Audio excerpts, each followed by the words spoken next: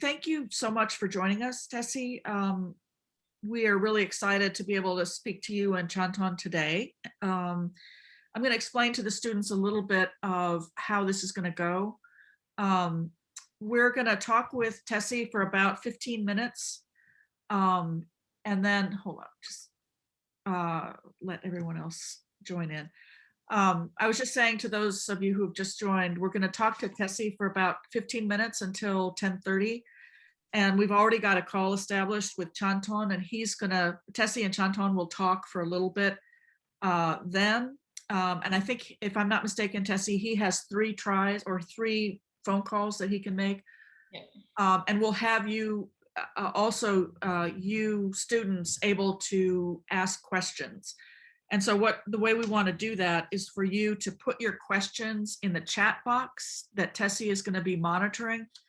And then she will call on you to unmute and ask your question directly of Chanton, because I think it's better if it's, and Tessie suggested this, that it's better if you can ask directly. Please don't be shy about asking questions.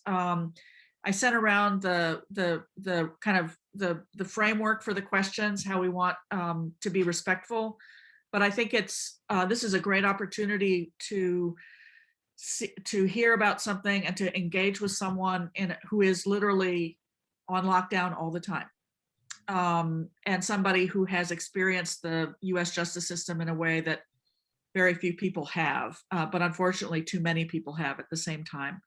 So I'm going to turn it over to Tessie for a little bit, and we'll start. Thank you so much for joining us. Oh, thank you for having me. I'm excited to be here, and I know that Chanton is too. I do want to start just by acknowledging that we wouldn't be here today if it weren't for the murder of a man named John Rushton, who's from Wilson, North Carolina. So I wanted to take a moment of silence just to remember him and to acknowledge the pain of his family and his wife and children and what they're going through because of his passing.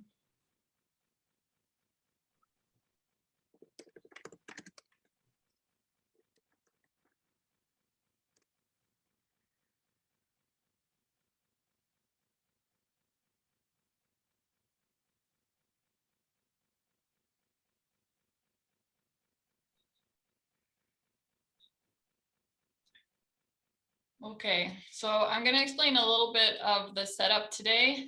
Chanton is going to call in from death row on Central Prison in Raleigh.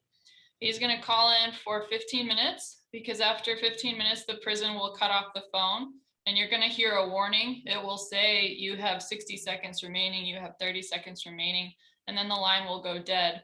And he's going to call back immediately. He'll do that 3 times. So you'll get about 45 minutes total to speak with him. And the way that we like to do these is we really want it to be a conversation. This is not him or me talking at you about death row for an hour and a half. This is you getting the opportunity to actually ask questions. So start thinking about, what do you want to know about death row? What do you want to know about Chanton? What do you want to know about the justice system, the death penalty? And you can ask almost any question. The only restriction is that because he's fighting his conviction, he can't speak about the case specifically or the crime specifically. But other than that, any questions about his childhood, where he comes from, what his regrets are, what the hardest thing about death row is, what he most looks forward to, what it's like there, all of those questions are fair game. So please don't hesitate to ask. He's a very honest and open person, very willing to be vulnerable. So don't hold back with that stuff. I think you'll get the most out of this experience if you're not afraid to ask the really hard questions. So I want to give you a little bit of background about how I got involved with death row to begin with, and with Chanton. I have been working in the criminal justice and drug policy field for about 10 or 11 years now. I started off working in harm reduction, which is working with folks who are using substances to try to mitigate some of those harms. But it had nothing to do with the death penalty, and the death penalty was not on my radar at all for most of my life. But in 2013, I actually went to a Super Bowl party of all things, and that's how I got involved with death row. And it started because I met a guy who was at the Super Bowl party, kind of hanging out near the food, which is where I usually hang out at Super Bowl parties. And we got to chatting, and turns out that he was a psychologist from Durham who worked at Central Prison on death row specifically. And he had been advocating for many years to try to bring in classes to death row. Because prior to that, death row is basically a total no man's zone. It's disconnected from all the other parts of the prison. At Central Prison, they don't interact with general population or safekeeping or any of the other groups of prisoners who are there. They were isolated. They're not allowed classes, no education, no GEDs, no library, no exercise equipments, no phones even. At the time that I went down there, they were only allowed one 10-minute phone call per year. And so they had to choose with that phone call, which was always in December. Am I going to call one person and talk for 10 minutes? Am I going to split it between one person each from all of my loved ones? It was a really, really isolated place, death row. And so he was trying to change that and to argue that though they may be condemned to death, they're ultimately, most people are on death row for 10, 20, or 30 years before executions are even considered. And so during that time, they should have the tools to change and to try to become better people. So he ended up being successful, and there was a new warden at that time, and the new warden allowed volunteers to come into the prison and to teach classes.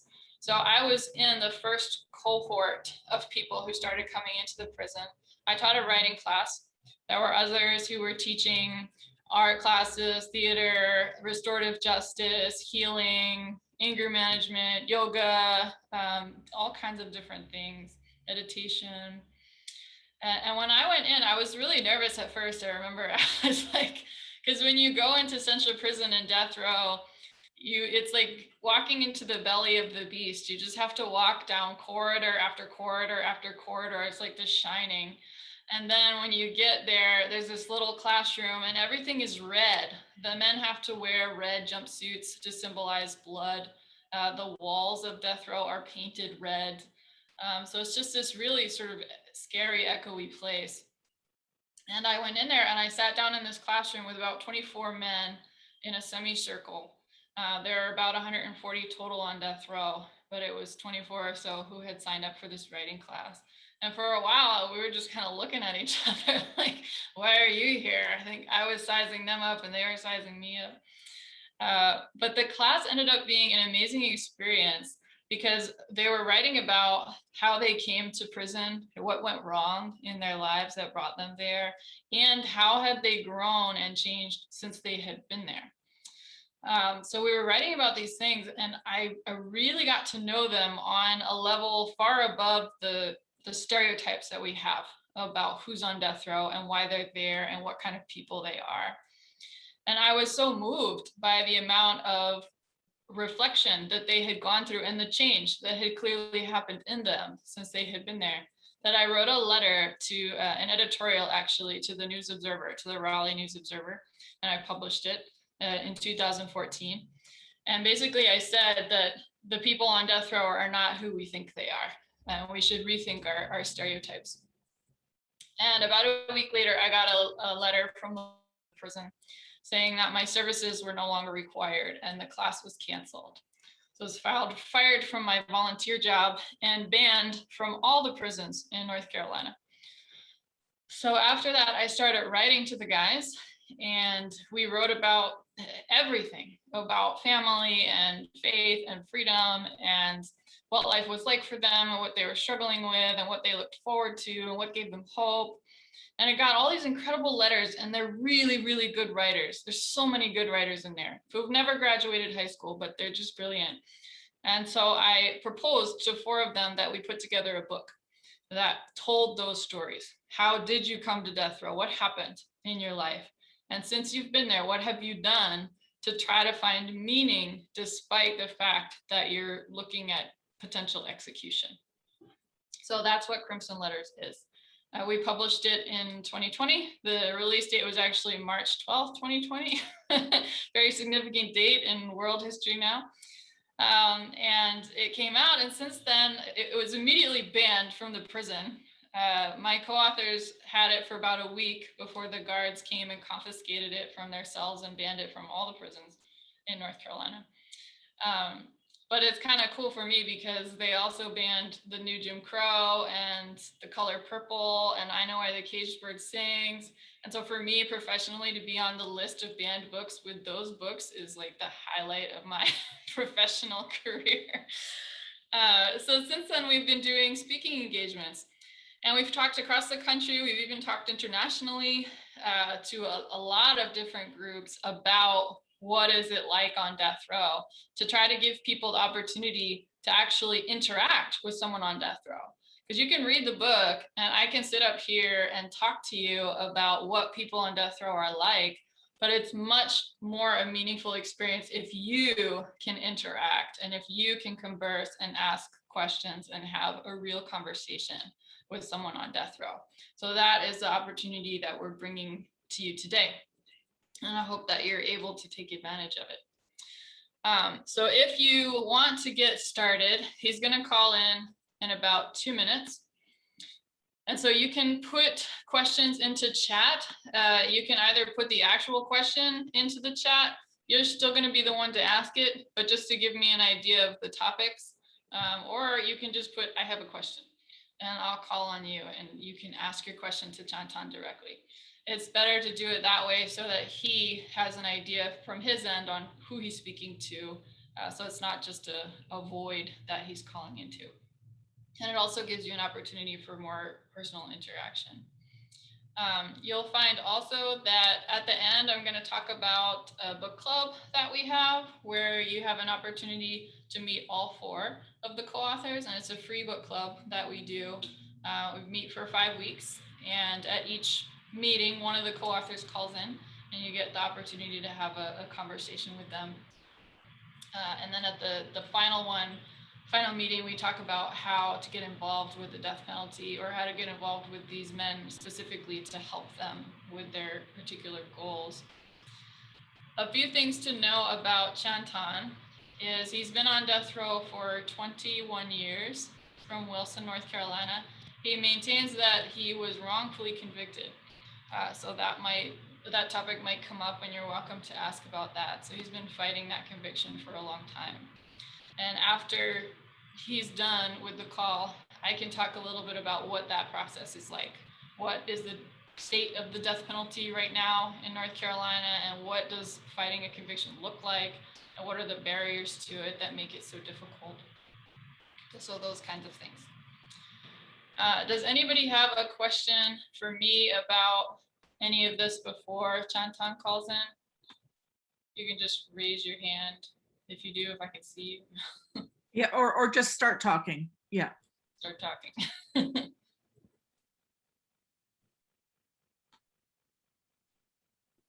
Okay. Okay, here's the phone call. Oh. He just tried to call and it dropped, so he'll call back right away. Sometimes it does that. So I'll ask him in the beginning just to give a little bit of a background so you know some things about him. He's 47, I want to say. He's really into role-playing games like Dungeons and Dragons. That's his big thing. And they play Dungeons and Dragons a lot on death row. He really likes fantasy novels. He's kind of he's a fantasy nerd is what he is. And he got the nickname Chantan, which means we sing or let's sing in French, because he loves to sing and he loves to dance. He has a kind of a cheerful personality despite where he is, which I've always found really fascinating about him. When we were writing Crimson Letters, there were often conflicts among the co-authors, differences of opinion about how we should approach the book and what should be in it. And Chantan always played the peacemaker in those conflicts. He doesn't like conflict. He's very gentle. And so I've always sort of trusted him throughout this process that he's going to be the one who's going to be really reasonable about things and try to get people to talk to one another and work things out. That he'll be the first person to admit when he's wrong, when he's done something wrong. So I've really enjoyed working with him. And the other co-authors, every single one of the co-authors is really different, which is something that I've enjoyed about this whole process. They're all different races, they're all different religions, they all come from different backgrounds and parts of North Carolina. And having everyone come together to write this book, I think does a good job of encapsulating the different parts of different perspectives of who's on death row. So they don't all meet just one stereotype of who you might see. So that's one thing that's kind of cool about the book club, because then you can see all of them and meet all of them all at once. All right, here he is.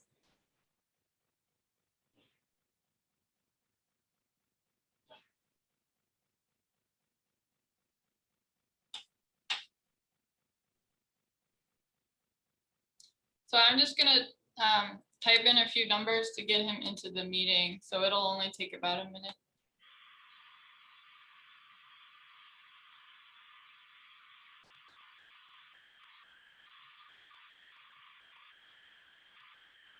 Hello. Hey, how are you?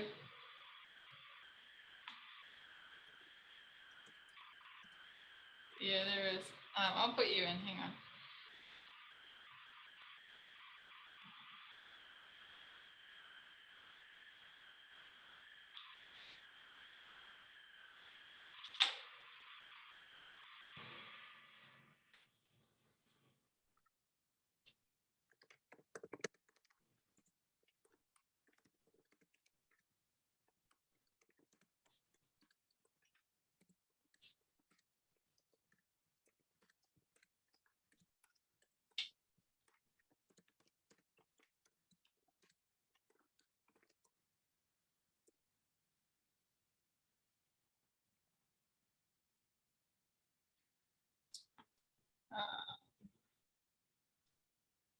It's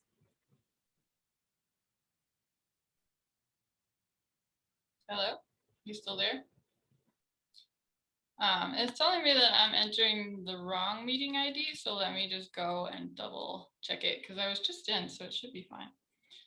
I'll do it again.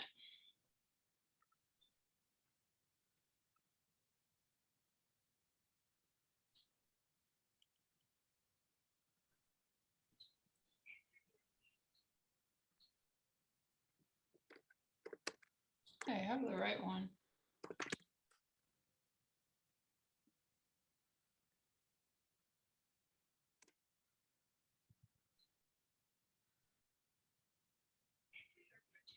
Okay, that worked. Okay, it should be in again. Robin. Okay. Chanton, can you hear us? Yeah, I'm here. Okay. Good. Thanks for your patience, everybody. Sometimes you have to type in a couple numbers. Chanton, so we have a human rights class from Duke University here. And can you give us a little bit of an idea of who you are? Tell us some things about yourself, and then maybe talk for 5 minutes about what it's like on death row. Like, what does it look like? What does a typical day look like for you? Okay, so hi guys, my name is Terry Robinson, and so it's funny, I go by Chanton, but a lot of my friends and family at home still call me Duck.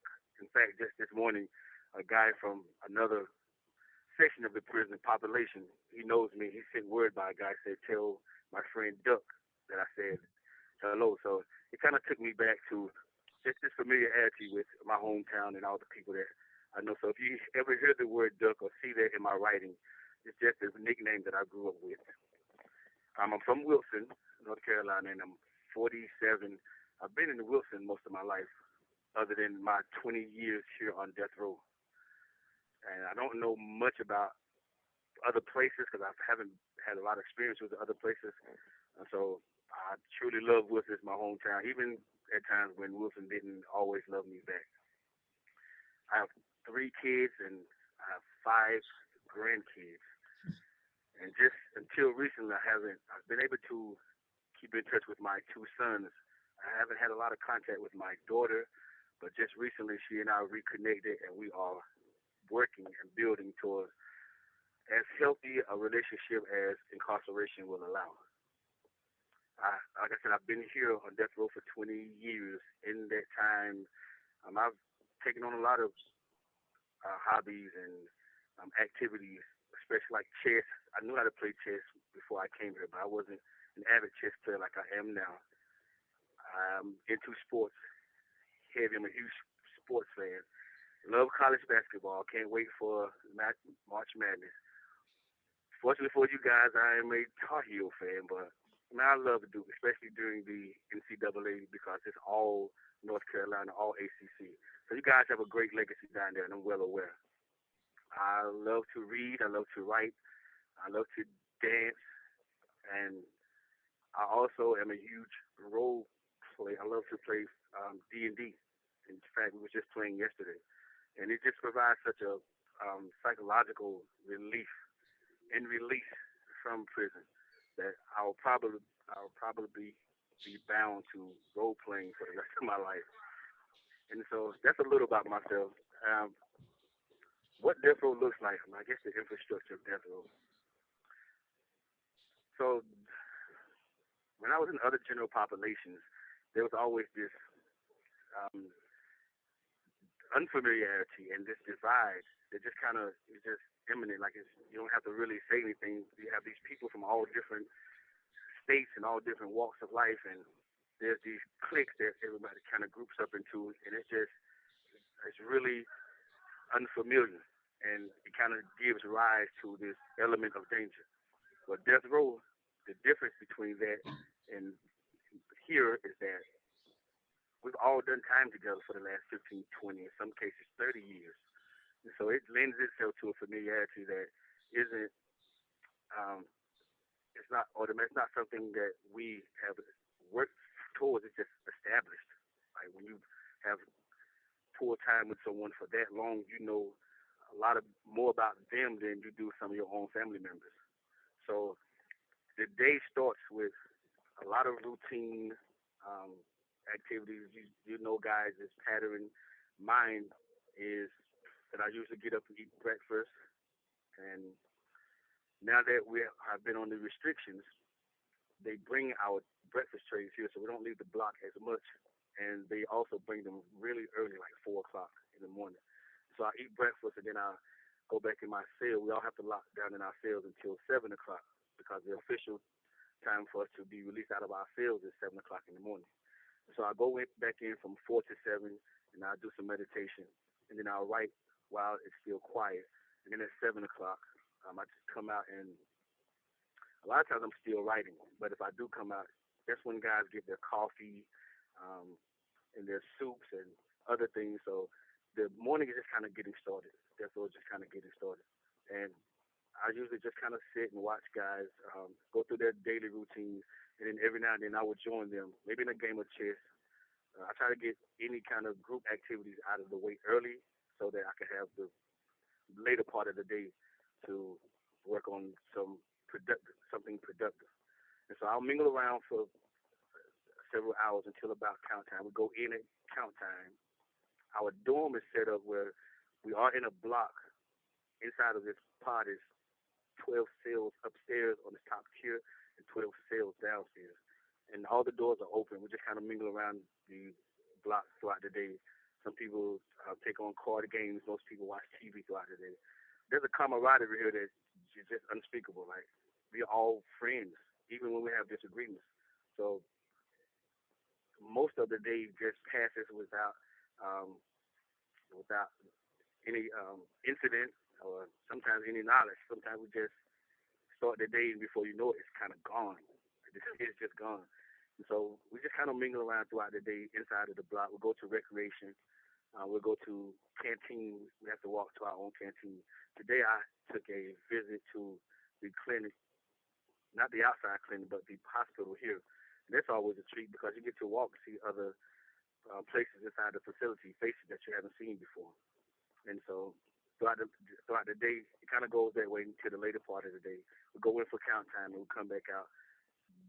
And guys kind of continue that routineness, a lot of idle activity until about the later part of the evening when the prime time shows come on, all the new shows come on. Then you just kind of see all these heads kind of looking up at the TV. The block is really quiet.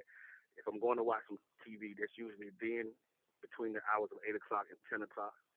And then at 11 o'clock, we lock back down inside of our cells. So that's just a typical day here on death row.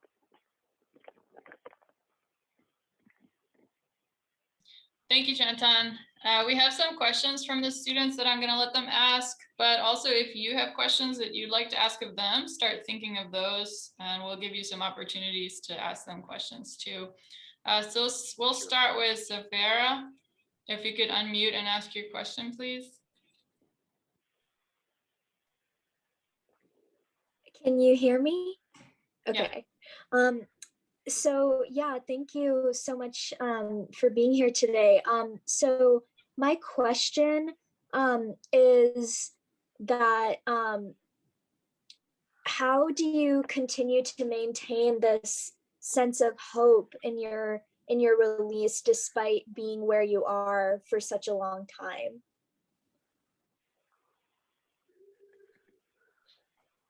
Truthfully, that is the continuous work, and that hope is not always present. There are times in my life where I just kind of fell into this rut. I fell into the routineness of prison, and I didn't always have hope.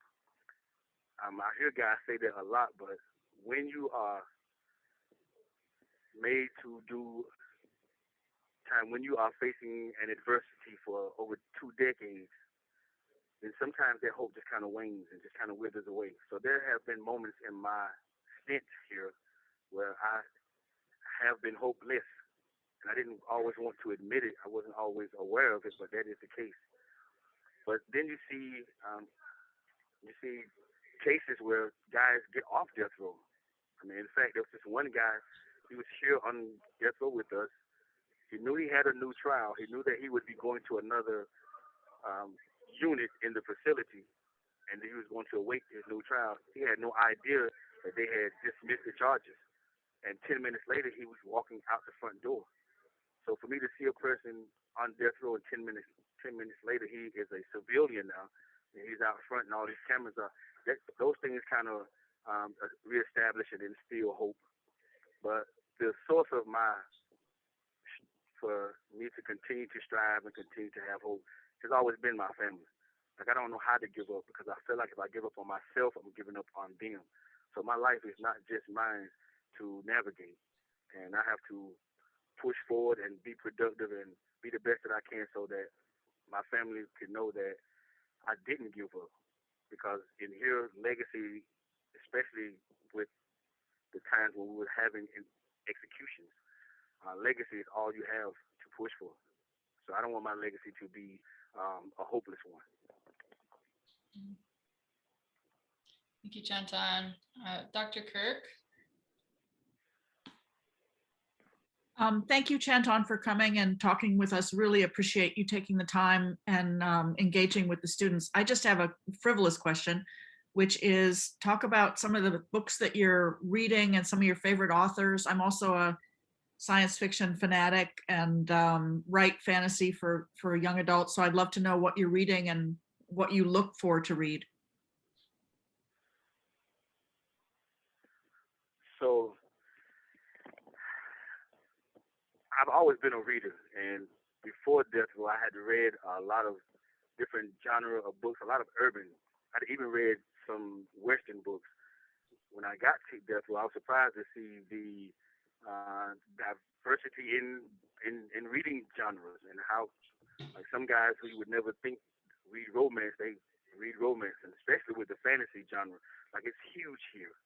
And so some years back, I got turned on to the fantasy. My first fantasy book was Harry Potter. I loved it.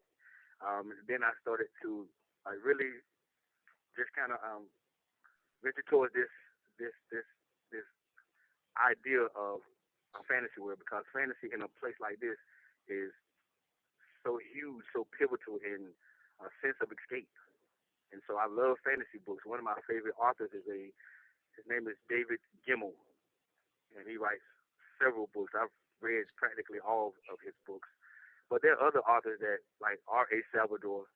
He writes fantasy. I think he writes for Forgotten Realm. I'm not sure.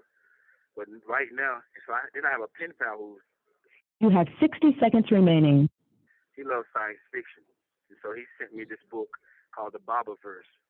And I was always intimidated by science fiction because I wasn't sure if I could grasp the terminology.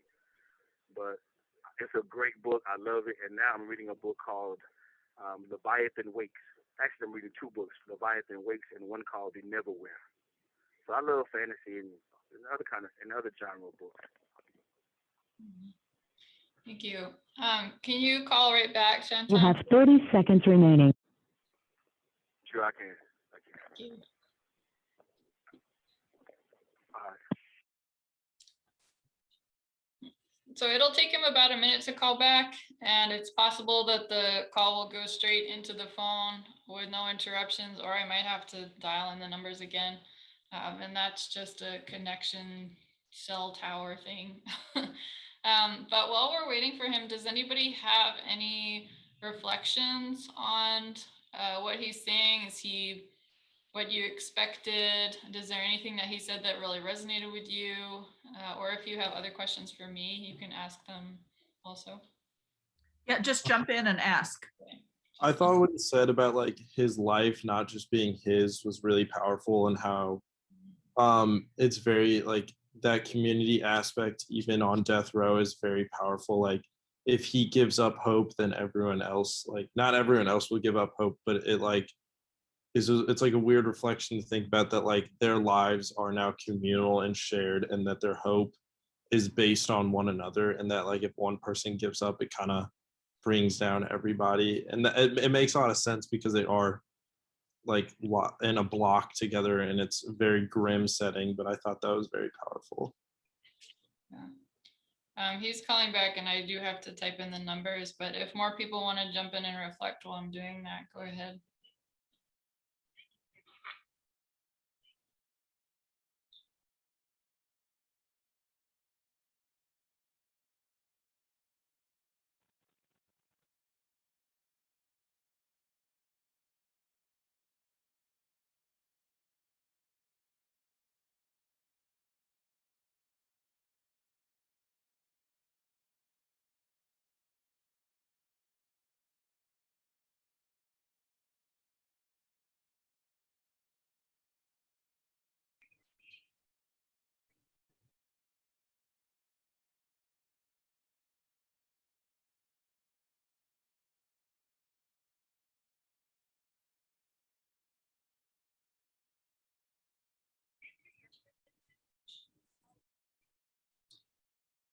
Okay, you should be back in.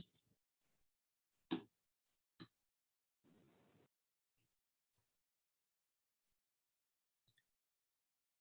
you hear me, Chantan? Chantan? Yeah. Okay, welcome back. We have a question for you from Joe Hiller. Two questions, actually. Chantan, thanks so much for speaking with us today. I really appreciate it. I was curious if, sort of building on Robin's question, Professor Kirk's question, if you could talk more about the things that are banned for you in prison in terms of books and materials, and then the things that are available to you. And I'm curious especially about how you get news about the wider world, but also about what's going on in other prisons. If you're in touch with people in other death rows, if you're in touch with people in other parts of central prison, and sort of how you hear what's going on, how you think about like collective work or connecting to other people who are also behind bars. So the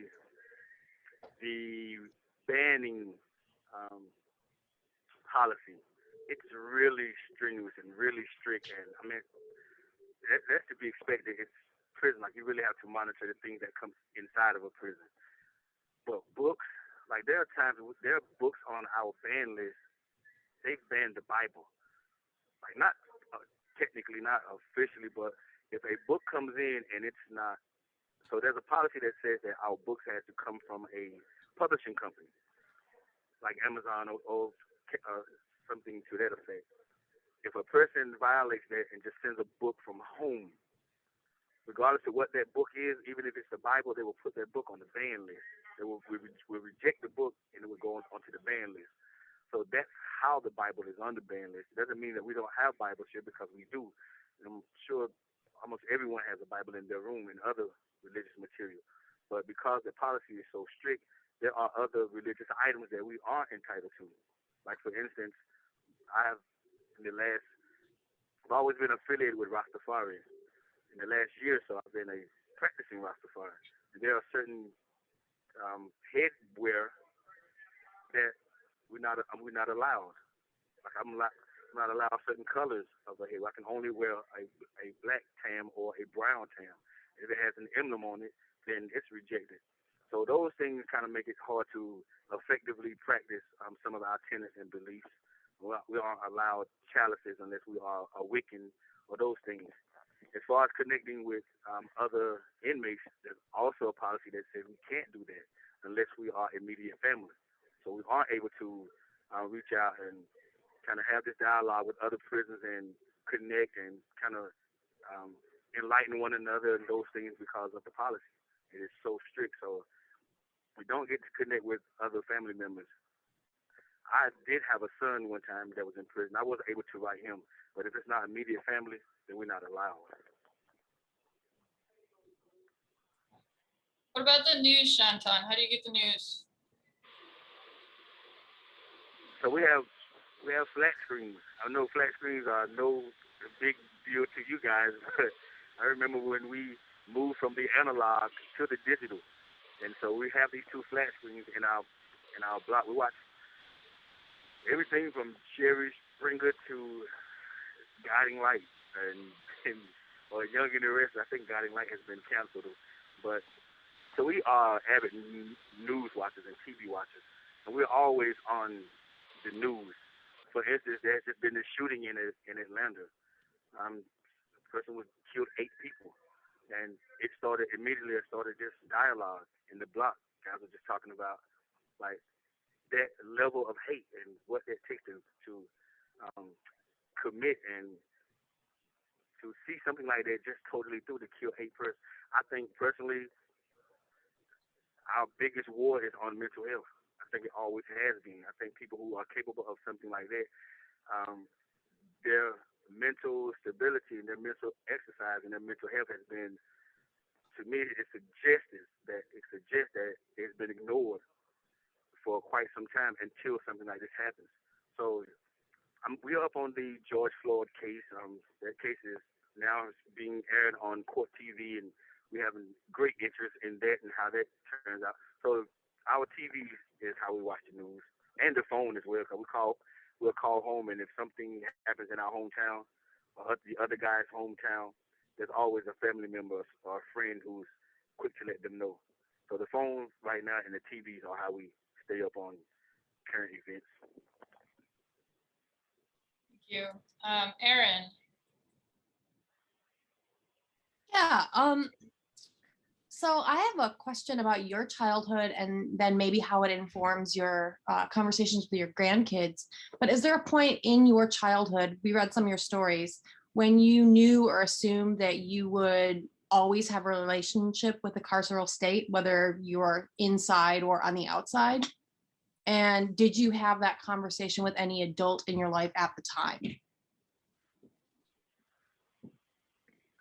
So, excuse me, you said, was there a point when I knew that I would have a relationship with what?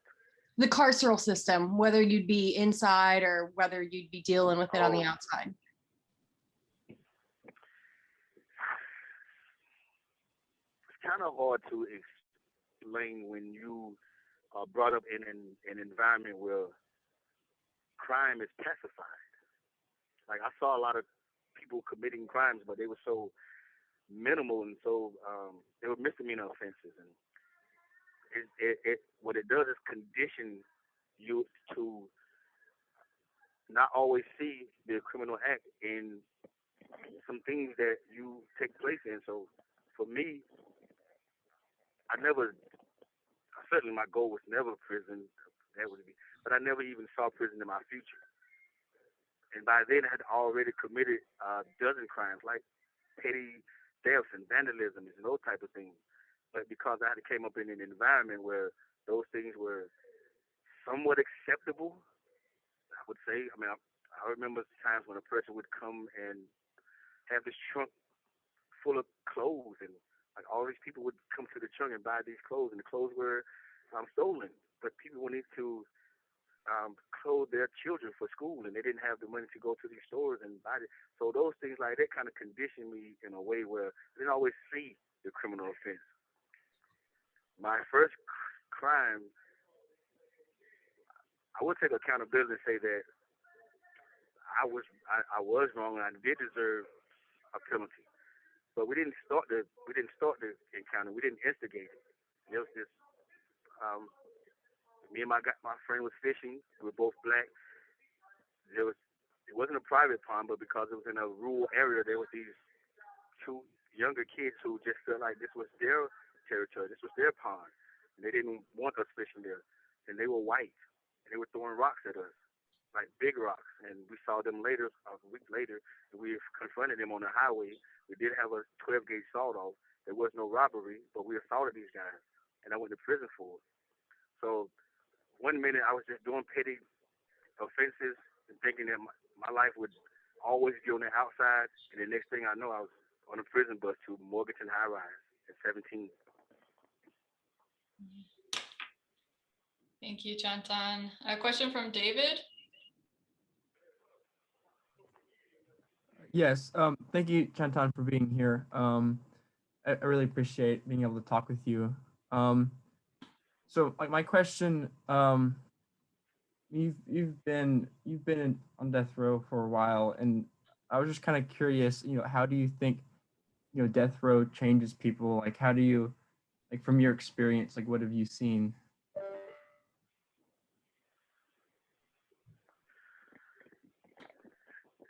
Death row, if there's anything that death row will teach you, it's the value of life. To see a person, to look in a person's eyes when they are on their way to being executed, that's just something that makes you cherish every breath. That breath is so innocent. It's like we don't. Who remembers a breath? Who ponders over a breath? Like a breath is so. Pardon, somebody interrupted me. So, me being here on death row, it's taught me the value of family. It's taught me the value of freedom. And it has even taught me the value of education.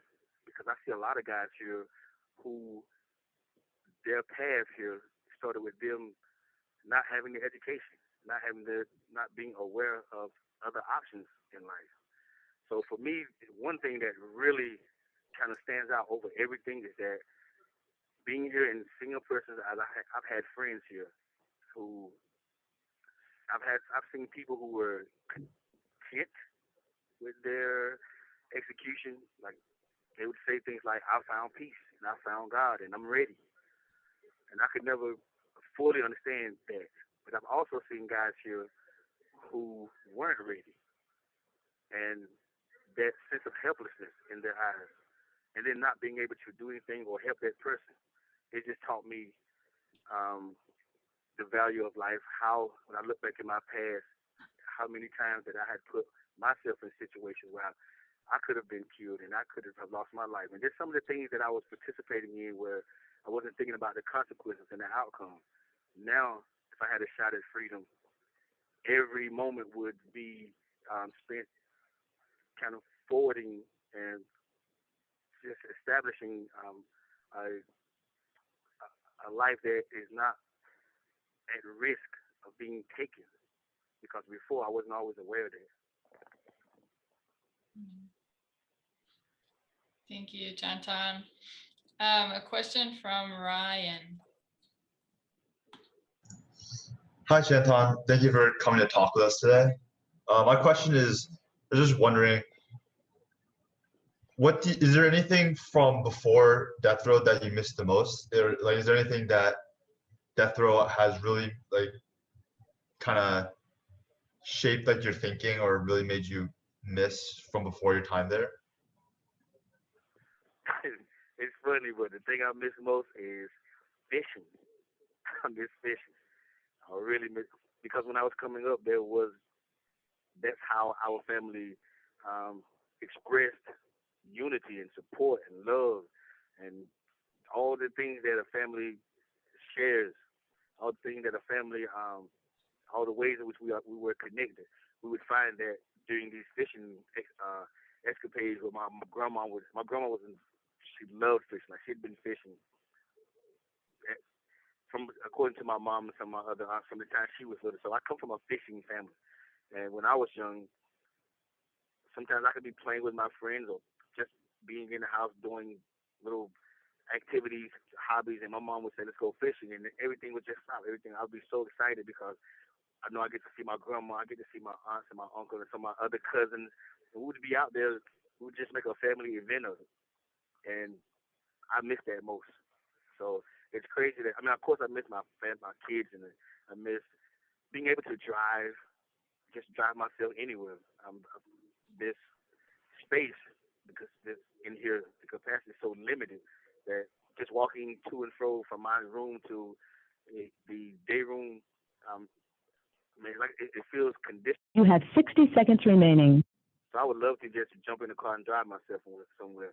But the thing I miss most is fishing. Ryan. Thank you. Camille, you want to go ahead and ask your question, and then Shantan, you can answer when you call back.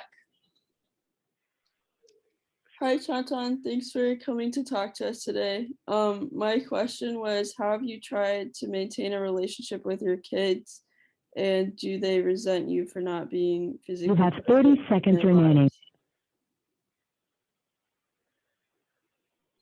Okay, so I'll call you back. Okay. Thank you. While we're waiting for him to call back, there's a couple of questions on here that I can answer. Do all of the co-authors claim that they're wrongfully convicted? No. John Tan is the only one who makes that claim of the co-authors in Crimson Letters.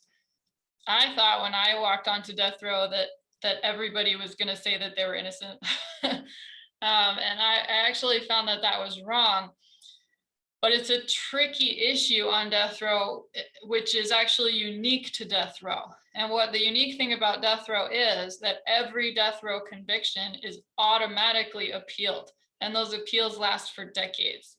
And as long as your case is being appealed, you're not supposed to talk about it. It's sort of everything that you say can and will be used against you kind of a thing. So you're not supposed to talk about guilt or innocence, certainly not guilt, while you're waiting for the appeals to finish. And since this takes 30 years sometimes for the appeal process to finish for a death penalty case, that's 30 years where they're not allowed to talk about the crime or their case. So those of whom are guilty, which is the majority, one would presume, are not supposed to talk about that or take accountability. So it's this weird sort of like they're trying to internally take accountability for what they've done. Many of them are, but at the same time, they're not supposed to publicly take accountability for what they've done because it could hurt their case. So it's this messy, messy thing. So what happens is that with most people, you'll find that they won't talk about it at all. They don't say guilty, they don't say innocent. It's just nothing for the entire time that they're on death row. And it doesn't mean that they're not trying to be accountable for what they've done. There's a legal reason for it. That's how it's set up. So among our co-authors, most of them don't talk about it. Shantan is the only one who claims innocence, and we do have a co-author who's very open about being guilty because he's just decided personally that he doesn't care about the case, that he wants to tell the truth. He's calling back in, hang on.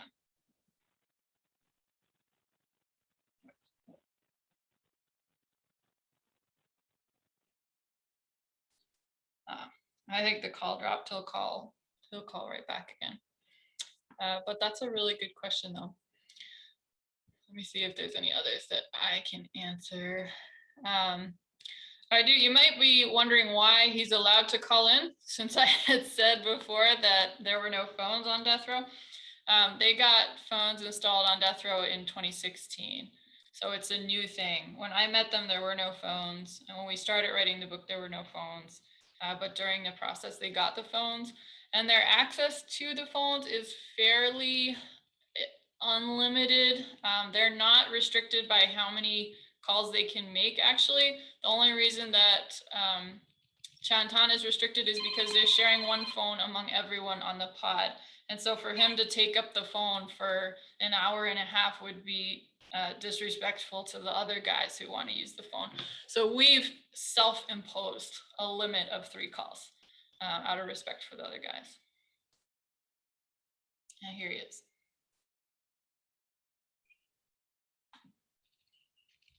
Hey.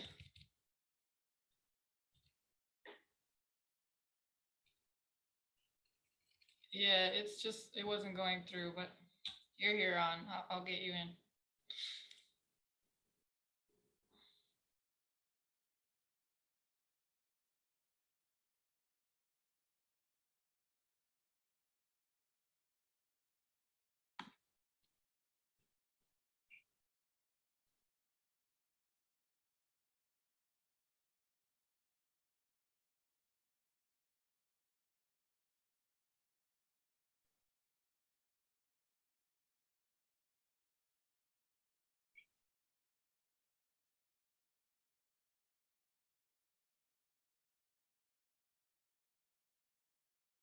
Okay, he should be back in now.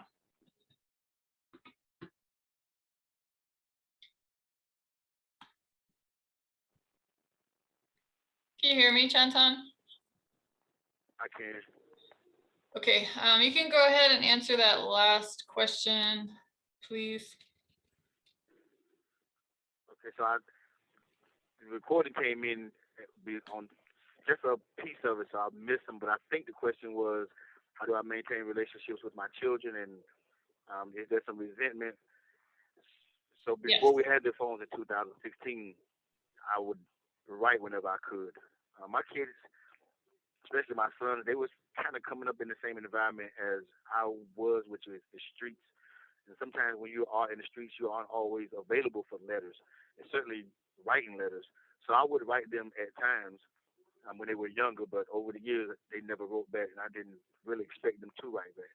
My daughter, there was a different circumstance, and still, because of her resentment, I would write her over the years, especially for her birthday, every birthday, and she wouldn't write back. But I didn't really expect them to. I wanted to reach out to them just to let them know that from my effort as a parent, I'm doing all I can. I'm at least trying. When we got older, and especially when we got the phones, my oldest son, we reconnected and we established. He had some resentment there as well, and I tried to make him aware of that. He wasn't at first, but then there was this one time. We just kind of, our initial phone calls was just us kind of placating one another. He was into a lot of things that I didn't necessarily agree with, but I didn't want to confront him because I don't know how to be an effective father from prison. And because of the absence, he didn't know how to express his resentment. And then one day, things just kind of got out of hand, and he just kind of said something to me that was really disrespectful. And then I confronted him, and he swore to never do it again. He saw the error of that, and now we have a great relationship. But I did want him to know how important it is for him to be open and to express what's on his mind and what's on his heart. Because if we don't have that open dialogue, then I feel like we'll move back into that state of mind where we're just kind of placating one another. And I don't want to be that parent. And my youngest son, he's in New York. He just got out of Rikers Island. I admitted to him the other day that every time I talk to him, I mean, it's a hurtful feeling. No father wants to admit this to his son, but I feel this sense of guilt, this great sense of guilt just wash over me every time I talk to him, especially when things are not well or going well in his life, because I know that I contributed to this, whether it was directly or indirectly. And so I'm sure that there is some resentment there. I think my two sons don't know how to resent me, or they don't know how to express their resentment. My daughter didn't have any problem expressing her resentment.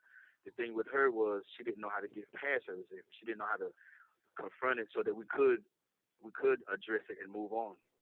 And then just the other day, heard my mother talk, and again the word resentment came up, and she admitted, yeah, there is some resentment. At my 16, at my prom, I wanted my father there. My friends had their father there. And when I got my driver's license, when I had my child, and to be honest, she's entitled to that. I deserve to be resented because I have done a lot of things in my life. Unfortunately, the thing that brought me to death row is the thing that I didn't do. But that's neither here nor there. I just kind of, all of my offenses just kind of got jumbled up in the things that I didn't do. But when you create a pattern and you set a profile for yourself, then there is a tendency for you to get blamed for other things. But I'm not taking accountability for the things that I didn't do, only the things that I did. And the things that I did in my past, I'm entitled to my resentment from my father. I do resent my dad. I love him. I think the source of that resentment is the love. I think love is the foundation of that resentment. I love my dad, and he wasn't there in a way that he could have been. Not the way I wanted him to be, but a way that he could have been. And now that I'm older, I know that. So there's nothing I can do about that resentment. But I call him whenever I can. I don't disrespect him, and I love my father. I want my kids to be the same way with me. I will allow them that resentment because it's theirs. There's nothing I can do about it. But I want them to know that their resentment doesn't have to prevent us from having a relationship. Thank you, Chanton. We have a question from Andrew. Yeah. I just a little bit less of a serious question. Who do you have for March Madness this year? Personally, for me, I have Illinois. Just want to hear your takes on that, and then also, what led you to Dungeons and Dragons, and also like, do you see that like fantasy side as like a healthy release from your environment in prison, and is that kind of like what you use it for? Okay, I'm sorry, Andrew. I missed the first half of the question. You said what led me to what? Like, what led you to like Dungeons and Dragons is like a release from your environment in prison? Like, do you view that as like a healthy release? As like, I am not in this environment. I like want to separate myself from this, and like kind of what led you to that, and also like, yeah, I guess that's kind of like the one of the question. And Chanton, this is Robin talking. His first question was about your bracket.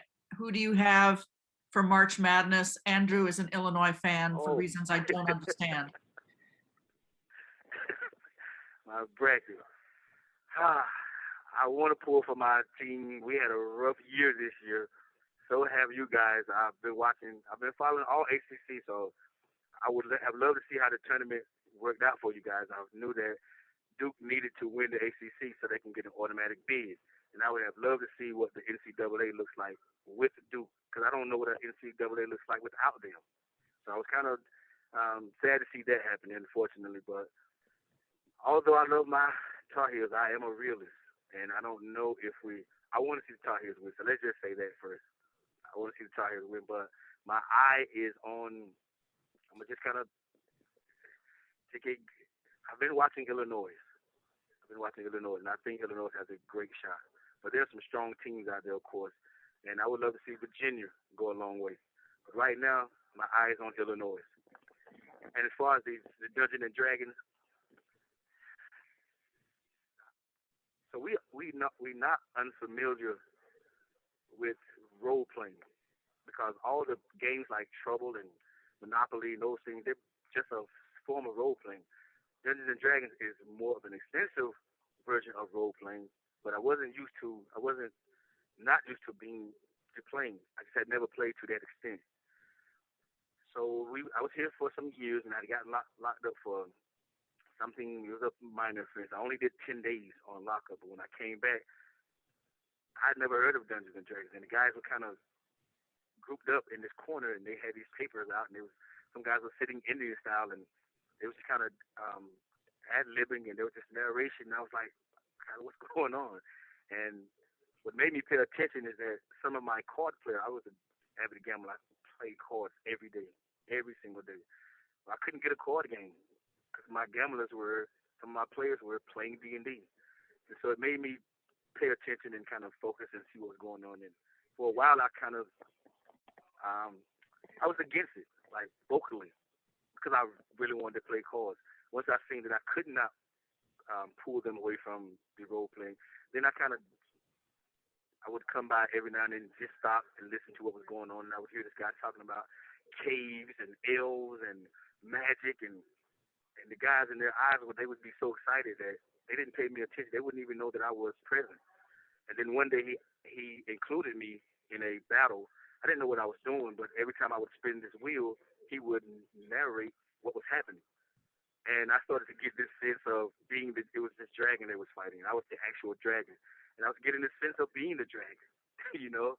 And so the next day I was there, like I had my pencil and paper. I was in Indian style, and I've been playing D&D ever since. And it was 2005. And a way in which I think is healthy for the environment.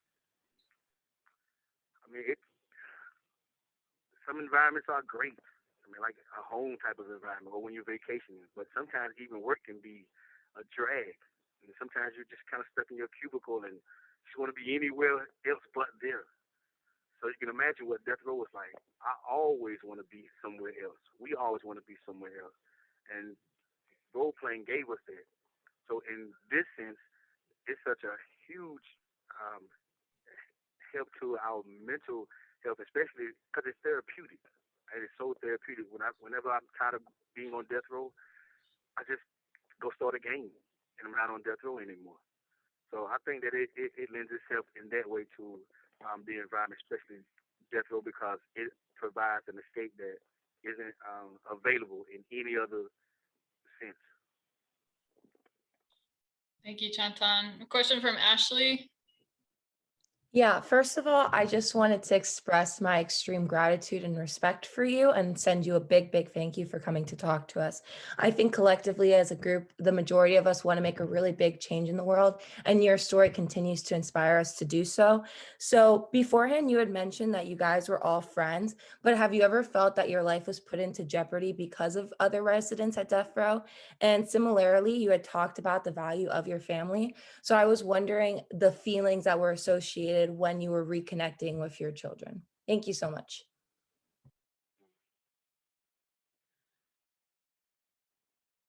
So it's kind of hard to explain the environment on death row. I always do my best, but I remember my expectations when I got here. I remember the stigma that I had placed on the circumstance and people, and what I thought would happen. And throughout the years, they had just been constantly turning down that stigma and the expectation, constantly changing the narrative for me. So death row is always going to be a harsh and adverse place. And it was just the case. But we need prisons, we need institutions, we need people have to have accountability for their actions, they have to pay for their crimes. That's what prison is. And I have family in the world. And I know that if you take away the prisons, then you create chaos in the street in a way that I can't protect the people that I love. So I understand the workings of the prison system and why it's a necessity. I don't quite get death row, but I understand prisons. But for death row, when I came, I thought that I would have to hurt someone. I thought that I would have to protect my manhood. There's this idea that you would be raped, or just all of these. There's never been a rape here on death row. There's never been an act of theft here on death row. And we have fights, but a lot of times they are over tedious things like a card game, just other kind of verbal agreements. Maybe a basketball game, someone got shoved on the basketball court a little too hard, and they may have a disagreement. But in all of my experiences with fights here, within the week, no more than a month, those guys have made up because we don't have the luxury of separating ourselves from our enemies. So these are people we have to live around. We have to learn to coexist.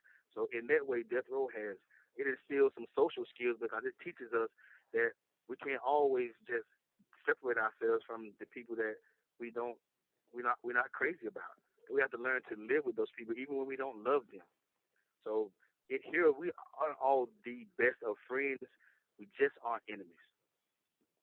And to your other question, the feeling of what it's like to reconnect with my children. So I talked to my son yesterday, and I talked to my daughter. My daughter's birthday was a couple of days ago, and I just feel like myself again. I didn't know how lost I was for all of these years, despite even before my incarceration. The kind of parent that I was raised You have 60 seconds remaining. by. She put her children first, always. And all of this time, I was never okay. I was just putting on this front because of the people who needed me to be okay. Because I didn't want them to see me dejected. I didn't want to see my spirit lost. But I didn't know how to be okay without my children. And now with my daughter and both my sons, and just having that line of communication, having the possibilities. I mean, we can go just all these places with my daughter. And it's yet to be determined. You have 30 seconds remaining. And I'm just extremely excited, extremely happy. Thank you, Chanton. This is the end. Do you have anything you want to say to us before you go? Sure. So you mentioned about the possibilities of your future and what that holds. I would just ask you guys to stay true to yourselves and whatever you, there's a narrative that has been set before you. You guys have the possibility and potential to change that narrative. Are you still there? I think he got cut off. Right. Well, thank you, everybody. Is it 11:30 that the class ends, or? Yeah, we still have 8 minutes. So any questions for Tessie or any follow-ups or any just expressions? How did that make you feel to be talking to Chanton, and any final things for Tessie? Yeah, I have a question. So basically how he was talking about providing accountability for other residents on death row, but consistently we've seen so many injustices and people that are wrongfully accused. So how would you propose a kind of perfect balance? And I know that's impossible, but potential solutions on how to address these atrocities from continue to reoccur. Well, there's a lot of things that go into wrongful convictions, and it'd be hard to parse it out in 8 minutes. I think that one issue, I actually used to be a lobbyist before I wrote this book, and I worked in North Carolina in the General Assembly, and I was lobbying for criminal justice reform and drug policy reform. So I got to watch how the laws are made, and even to be part of that process.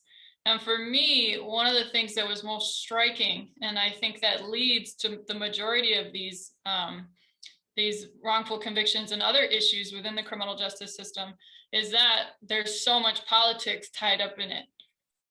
If you commit a terrible crime on death row, or a terrible crime, a terrible murder, I used to think that you would go to death row if you committed the worst of the worst murders. They were like this elite cadre of serial killers and child rapists and this and that. But that's not true at all. What I learned is that death row is almost like a lottery. You take all the murders that happen every year in the United States, and if you shook them up and started pulling out lottery balls, that's who would wind up on death row. It has to do with race. It has to do with whether the district attorney in that particular county likes to use the death penalty as a way to get free press for re-election, or whether they're not really into the death penalty that much. It has to do with how much money a county has to pursue these kinds of things. It has to do with public perception of death row. It has to do with who the jury is. I mean, so many things that have nothing to do with the crime itself. So I would think that removing the politics from it would help resolve a lot of the problems, so that we don't have sheriffs who are getting elected and who think that pursuing a death penalty case will help their reelection, or district attorneys who think that pursuing the death penalty will help their reelection, get into these like tunnel vision, we have to get somebody, and then they start making a lot of mistakes, some of which are genuine mistakes, some of which are not that much of a mistake. And you get into really murky waters, and you have politicians who are creating laws that they're not affected by at all, who are doing it to look good. There's so much of what goes into the creation of laws, especially around the criminal justice system, that is about looking good and not about doing good at all.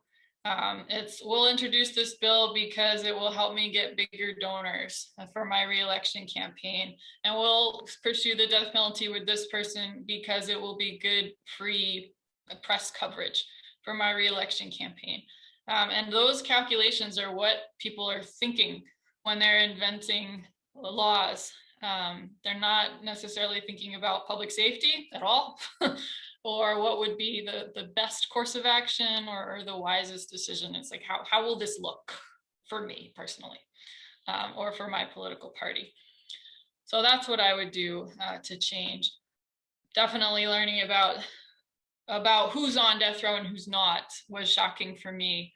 There are people on death row who were in the class that I taught who didn't kill anyone. And it's not that they were innocent. They were accomplices during a robbery that wasn't supposed to end in a murder.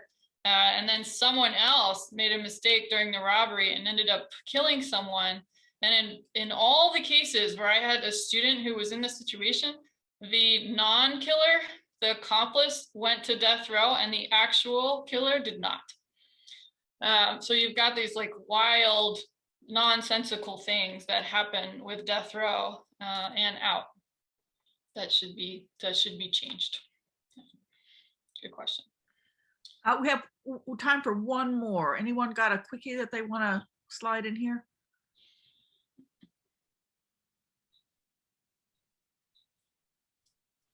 Yeah, I think what Tessie was saying about what she's referring to is something called the felony murder rule, which means that if you're present and taking part in a crime that ends up in killing someone in aggravated circumstances, et cetera, so you can be convicted and sent to death row even if you personally did not commit the crime. We'll talk a little bit more about that on Friday.